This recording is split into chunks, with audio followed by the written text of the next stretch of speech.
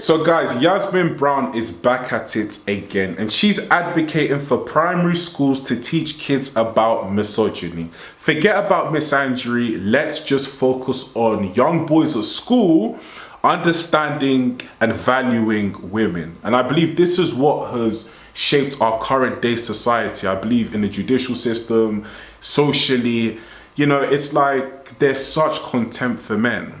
It's like, forget about a man's feelings, forget about what the man's going through. We must look at the woman and we must accommodate the woman. If anything happens in court, then the woman gets priority. And we need to start placing more importance on misandry as well. It needs to be an equal society. I believe most people on the street don't even know about misandry. So my take on this would be that young boys and young girls should learn about the respect for the opposite gender and the same gender, of course. So misogyny, okay, cool, but with misandry, you need to tackle both. But anyway, guys, let's get straight into it. If there's anything I should say, I'll say it, in the segment. Teachers Union is calling for young pupils to be taught about the dangers of hate speech from online influencers. It argues that children are accessing material on phones from a young age and so need to understand about the concept of misogyny and extremism. Critics say primary school children are just too young to talk about these ideas and that this kind of teaching is best left to parents rather than teachers who are already too busy. James, that change from primary school to secondary school is huge, isn't it? Suddenly you have much older children in their late teens, plus a lot of parents would put a phone in the hand of people, of their kids as well, to make sure they're safe. Do they need to know before that, or do they need to know after? Well, I think just to pick out this particular subject, when there are so many other things that I think people need to know and understand, is, in my view, not necessarily helpful. Because I think if you start to do this and it starts to politicise an issue, that it can become too hotly debated and too hotly discussed when we've got a third of children understand and know what VE Day is and history of world wars and the impact that they're having today, and the rest of them don't. We've got children who can't speak properly, they can't communicate effectively, they can't, So should basic manners and being polite to each other be in there? Yeah.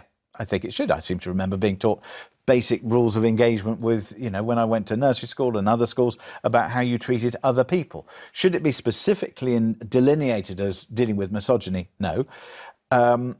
Because I think that goes away general manners. And I think also there should be more responsibility on parents to make sure that they're not giving their children access to certain kinds of materials. I think that we need to be having this debate. Why do we have to clear up the mess from the fact that social and digital media companies are letting this stuff run rampant, and also that we're allowing children who are inappropriately aged to have access to this stuff with phones, when they shouldn't have them? You might head off the problem with one child when they get to secondary school, but you are introducing the topic to a lot of kids that maybe don't need to know about it at that age. Well, they do. We teach our children... the idea that they don't know about VE Day, and so why should they know about misogyny? It's just, I don't even understand what that train of thought could be. This is a serious problem. If you like. No, this is a serious problem, James. In schools, teach female teachers, and children as young as 8. I know the daughter of a friend who's a teacher in a London school, and a very young child grabbed her breasts in class, a boy. What age is this we're talking about? 9. Okay? And, it was shocking. It is shocking, she calls and he used the terms that are proper. And there are several things here where we teach our children from a very young age. Well, you're right.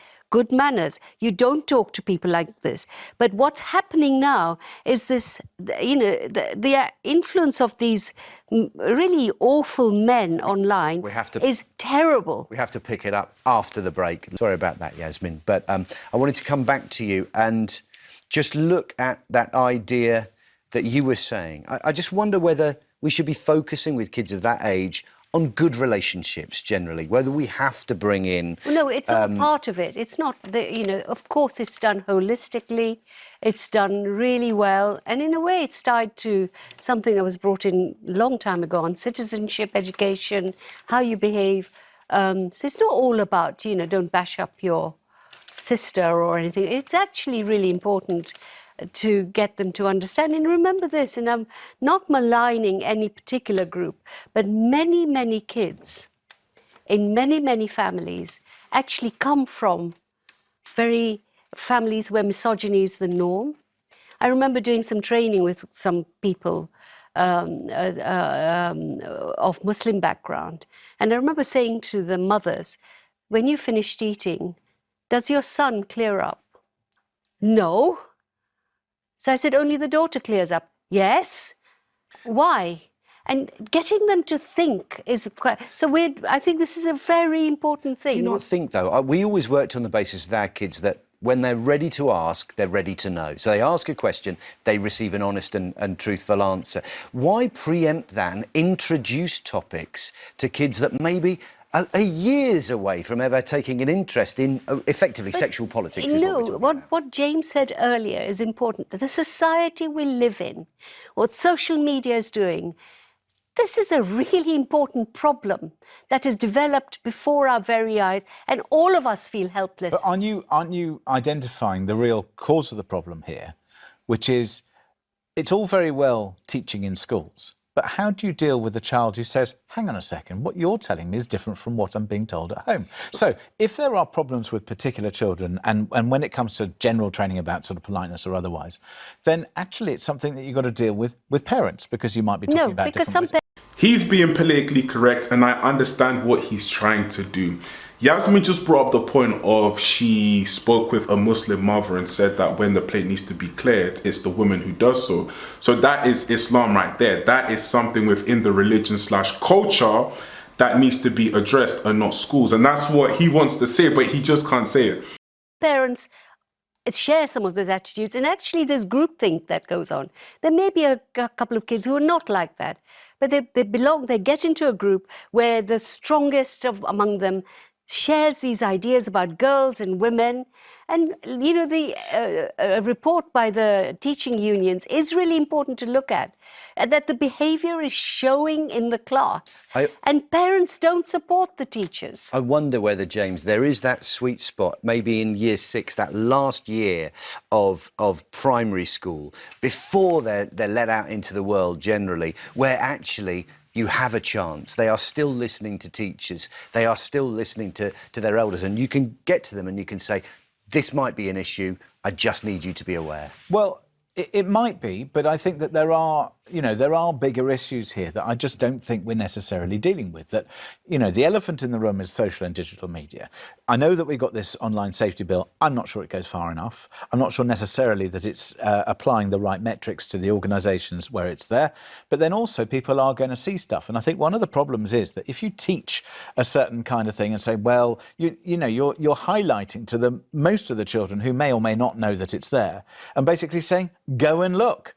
And then there's like, you know, if you're not careful, it actually ends up doing the wrong thing. No, so, well, you might not agree, but I think that the issue here, I think, is about, well, what should we do and how politically motivated are we going to get with all of this? Because I think there are so many things that we're not... It's not to do with politics, James. Well, it's to do with society. It's what kind of society do we, you and I, and everybody else want to live in? Therefore, it's not politics. It is politics. It's society. It's actually politics, and it's... No, it is society. I wonder whether religion.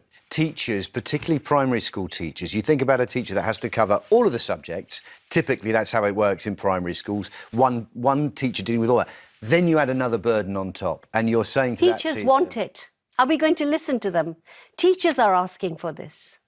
Well, this is the NASUWT, Yeah. the teachers' union. Well, is the teachers' saying union is it asking needs to for be it. dealt with. But and it's happening in schools. I mean, But I how can agree we it not needs to be dealt with, want to do this? I don't understand why you But wouldn't want... do you genuinely think that this kind of teaching would solve the problem? Because my issue is, I don't think it does. I don't think that unless you bring parents into this, it's going to be dealt with. And I don't think unless you bring into the social and digital media companies. I wonder if you take knife crime as an example. There has been plenty of initiatives in schools to bring the dangers of knife crime to the awareness of kids. Kids are aware of it already, and it hasn't really worked. No, we can't make a generalised comment like that. In certain areas, in certain schools, there has been immense progress because there's been a very concerted effort to understand the background of the child. We can't just say it hasn't worked. Some of these ideas... the evidence tells you that it hasn't. Some of these ideas are just part of how to live in the world in a decent way. Honestly, guys, it's a shame that not even one comment could be directed towards Miss Andrew. You know, it's like, it goes to show the contempt for little boys in primary school, that they have to watch what they do, watch what they say, how they act with women. Women are the princesses, you know, they can do no wrong. And then you are placing a superiority complex in the young girl's mind, so that when she grows older, she thinks everything's about her. You know, you need to, it goes both ways. You know, a lot of boys, when I was in primary school, a lot of boys, they were getting bullied. Girls were bullying them. They were calling them ugly. They used to run behind the school and cry. And their mental health was deteriorating. In primary school, I remember real things that were happening. Guys running away from girls. Girls were being mean to guys.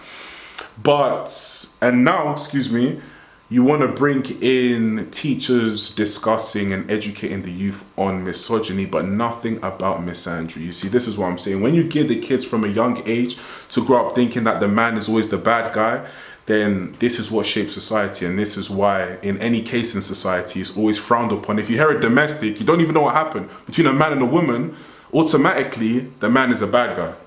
Automatically, without even knowing what even happened.